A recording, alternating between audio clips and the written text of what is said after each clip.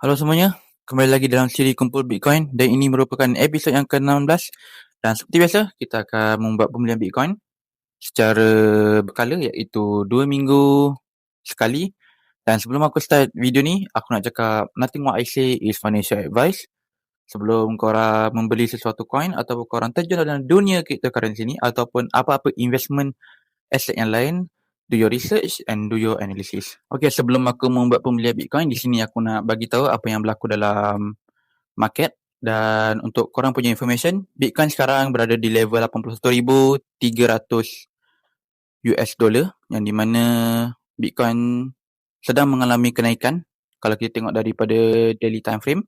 Tetapi kenaikan ini membentuk satu corak dalam trading yang kita panggil bearish flag, yang di mana Bitcoin ataupun price mengalami kenaikan dan sampai di suatu price level dia akan mengalami penurunan, dan selepas daripada penurunan tu akan melakukan recovery lah dan kemungkinan akan terbang lebih tinggi lah.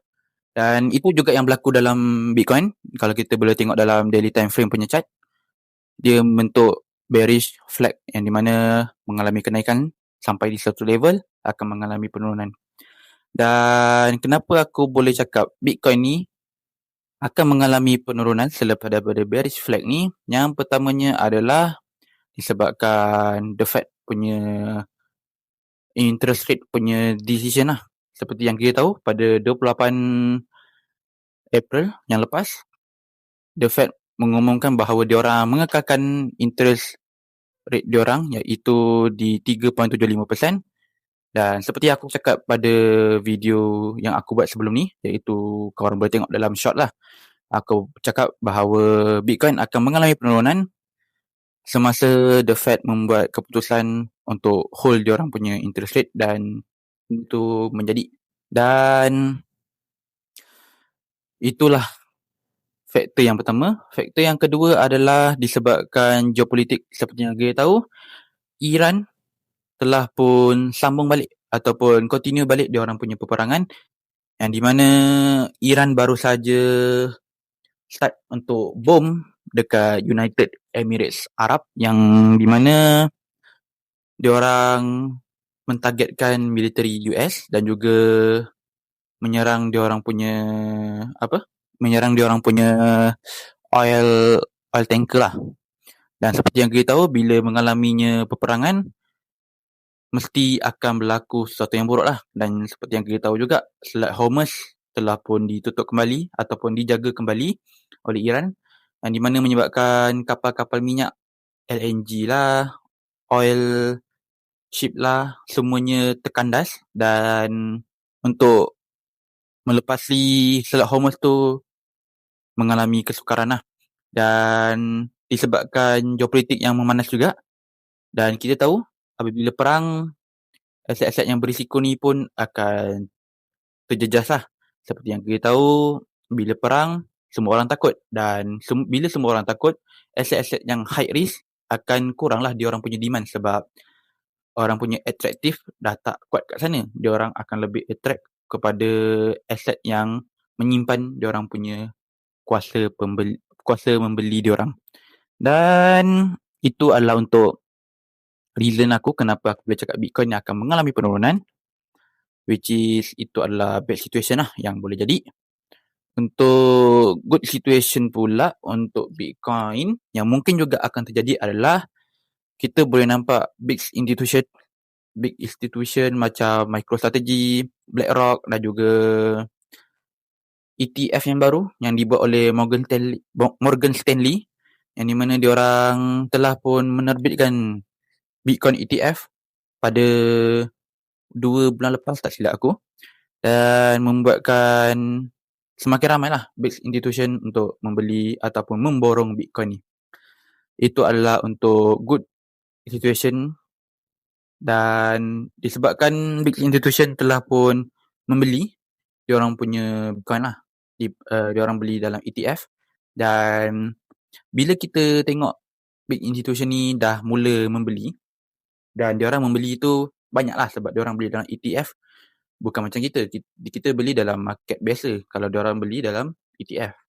Dan seperti yang kita tahu, bila big institution ni big money, dan bila big money mestilah beli dengan banyak. Dan disebabkan big institution telah pun masuk untuk membeli Bitcoin, ada kemungkinan bahawa Bitcoin akan mengalami kenaikan lah selepas daripada penurunan yang berlaku since Oktober 2025, iaitu bulan yang paling tinggi untuk Bitcoin punya price, iaitu di 126,000 US dollar. Itu adalah all time high diorang. Dan selepas daripada bulan Oktober 2025 tu, Bitcoin terus mengalami penurunan since today lah. Dan seperti yang kita tahu, bila institution dah masuk, mesti ada orang nak untung kan. Sebab itu adalah diorang punya goal, untuk dapatkan banyak duit untuk jadi investment punya company, big institution yang mampu generate revenue yang paling banyak lah. Sebab diorang bersaing seperti BlackRock lah, Morgan Stanley, lagi ada JP Morgan, apa semua kan. Semua monster-monster ataupun banker-banker yang paling kuat lah dekat Wall Street tu, semua tengah bercompete untuk ni lah, untuk jadi company ataupun big institution yang paling kaya lah daripada diorang punya revenue. Itu adalah dua situation yang aku bagi, which is ada bad situation dengan good situation yang akan berlaku dalam masa yang terdekat ni. Dan aku tak mengatakan bahawa aku punya analisa ni untuk dua-dua situation ni akan menjadi. Kemungkinan kalau dia turun, yang bad situation lah akan terjadi. Kalau dia menaik, mestilah good situation yang menjadi. Dan kat sini aku nak cakap, Bitcoin sekarang tak ada hala tuju sekarang ni. Bitcoin tengah, boleh cakap macam no direction lah. Sebab kalau kita tengok daripada bad situation tadi, aku cakap the Fed kekalkan dia orang punya interest rate, and then geopolitik yang telah pun memanas apabila Iran start balik ataupun continue balik dia orang punya peperangan. Ya, untuk good situation pula, institution telah pun masuk membeli dengan banyak. Dan bila institution masuk, mestilah demand makin tinggi. Bila demand makin tinggi, orang makin banyak untuk membeli, dan menyebabkan Bitcoin mungkin akan terbang. Tapi aku nak cakap, Bitcoin tak ada hala tuju sekarang ni. So kita kena hati-hati as a retail investor. Kita jangan all in. Jangan pernah letak satu buah di dalam satu bakul. Okay. Yang bermaksudnya adalah korang jangan all in. Korang jangan buang semua duit dalam satu investment asset, which is yang untuk high risk punya investment lah. Tapi aku nak cakap, kalau duit korang sikit, at least kalau korang nak diversifikasi asset korang ambil dua je. Ambil dua investment asset sahaja. Kalau duit korang masih sikit. Kalau korang duitnya dah banyak, macam fund manager lah, hedge fund lah kan, korang boleh nak spread, pergi gold lah, pergi crypto lah, pergi fixed deposit lah, apa-apa punya investment asset. Tapi kalau duit korang sikit, which is macam aku juga, aku sikit, aku tak menyarankan ataupun aku tak menyarankan korang untuk diversifikasi aset, tetapi concentration asset, which is kalau kita tengok daripada Warren Buffett, dia adalah satu-satunya investor ataupun dia adalah satu daripada investor yang concentrate dengan satu investment asset. Yang kita tahu, Warren Buffett ni adalah pemegang stok. Dan kita tengok, since dia kecil lagi, daripada umur dia umur 11 tahun sampailah dia dah tua. Sekarang ni, dia hanya concentrate satu investment asset, iaitu stok lah. Dan bila korang concentration pada satu asset, mesti korang akan compound lah. Sebab engkau buang duit ataupun kiranya macam kita tembak duit kita dalam satu tempat, mestilah akan lebih besar, betul. daripada kita diversifikasi aset macam tembak sini satu, sini satu, sini satu, sini satu. So, aku boleh cakap kita ni kena pandai pilih kita punya game planning kita lah. Especially for investment lah. Sebab macam aku cakap pada video-video sebelum ni, investment adalah satu cara ataupun satu-satunya cara untuk kau gandakan duit, bukannya untuk hilangkan duit. Dan untuk gandakan duit, seperti yang kita tahu, kita kena buat benda yang betul lah dalam investment dan buang benda yang buruk dalam investment. Sebagai contoh, jangan all in, jangan full margin kan. Jangan, ni lagi satu. Jangan invest dengan hutang ataupun kita panggil leverage. Sebab once kau guna leverage and let's say korang guna leverage and dapat untung, mestilah leverage tu korang kena bayar balik. Which is hutang lah, korang kena bayar balik. Dan maybe kalau korang pinjamnya banyak, korang kena bayar balik pun banyak. And let's say kalau korang punya investment dapat return sampai RM1,000 Malaysia, and let's say korang meminjam orang ataupun korang guna duit orang untuk membuat investment korang dengan bernilai RM1,000 juga, korang tak dapat return apa-apa. Orang lain yang dapat return, bukan kau. Okay?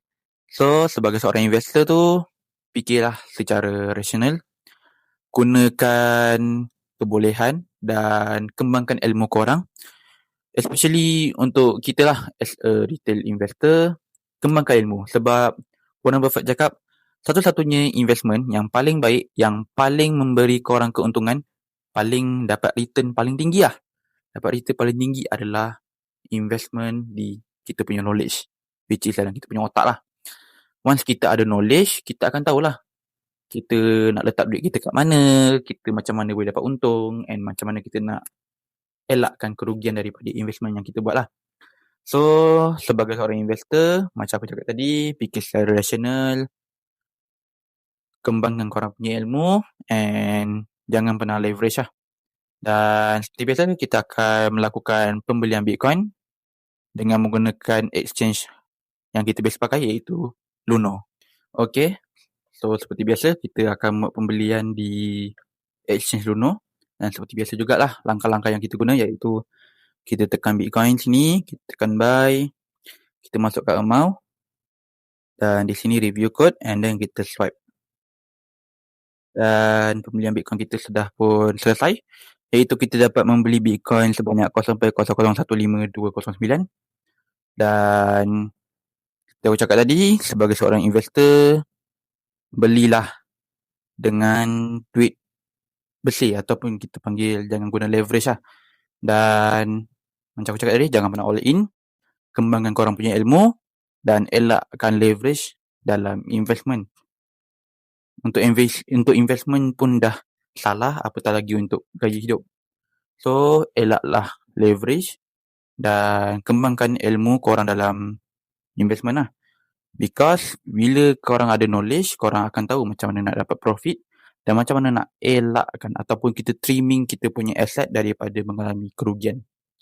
So, seperti itu aja untuk video kita pada kali ini. See you on the next video.